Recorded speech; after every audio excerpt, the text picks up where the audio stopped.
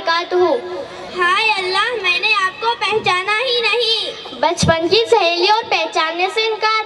ओफो, आप तो बुरा मान गए। आपने दरअसल मेकअप इतना किया है कि मैं सोच में पड़ गई आप शिफा है या कोई और है। लीजिए, आपने तो हम पर तंज ही शुरू कर दिया। नहीं बहन, मैंने तंज नहीं किया है, बल्कि आपके इस हुलिये को देखकर ताज्जुब हुआ। क्यों बहन, किस चीज पर आपको ताज्जुब हुआ?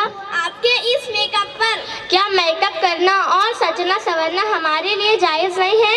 अरे बहन, सजना संवरना हमारे लिए जायज तो है, लेकिन इस तरीके से नहीं जो आपने इख्तियार कर रखा है। हमारे इस तरीके में कौन सी बुराई है?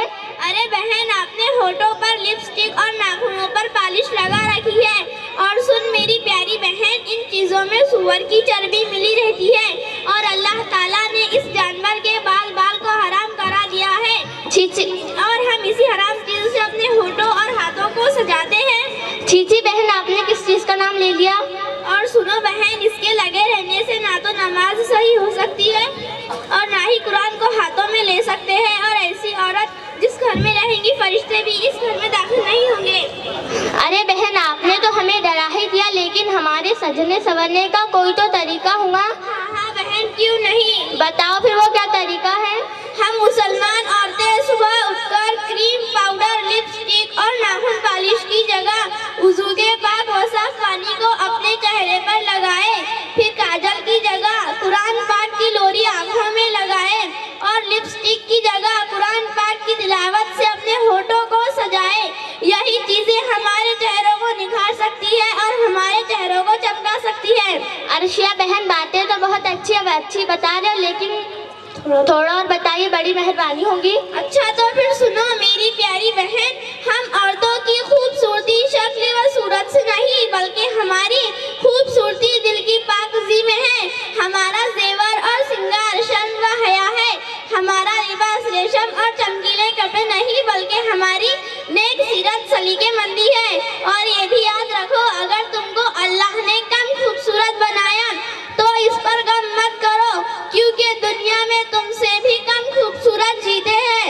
और अगर अल्लाह ने तुमको खूबसूरत बनाया तो इस पर गुरूर और तकब्बुर मत करो, इसलिए कि तुमसे भी ज्यादा खूबसूरत।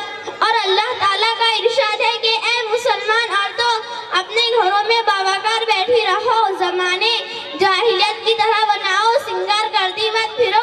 बात आई आपकी समझ में? जी हाँ बहन, बातें तो बहुत अच्छी बता रहे हो, लेकिन ये सब आपको कहाँ से मालूम हुई?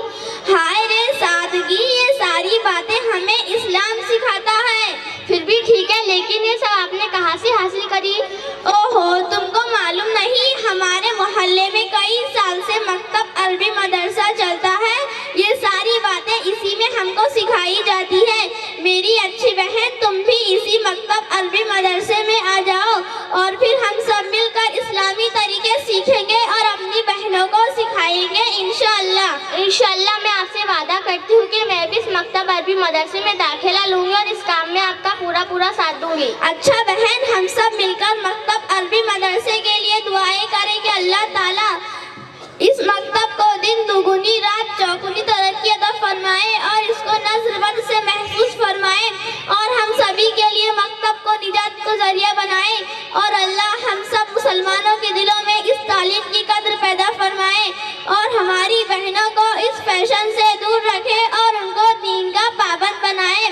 अच्छा शिफा बहन, अब मैं चलती हूँ। घर पर अम्मी बेचैनी से मेरा इंतजार कर रही होंगे, लेकिन वादा करो आइंदा से सब चीजें तो नहीं लगाऊंगी। जी हाँ, मैं आपसे वादा करती हूँ कि मैं ये हराम चीज़ें नहीं लगाऊंगी। और मेरी तमाम बहनें जो मेरी आवाज़ को सुन रही हो, उनसे भी अर्ज़ करती हूँ कि वो भी चीज़ें ख़ता इस्तेमाल न करे। अच्छा बहन, शुक्रिया। अस्सलामु अलैकुम रहमतुल्लाहि व बरकातुहू।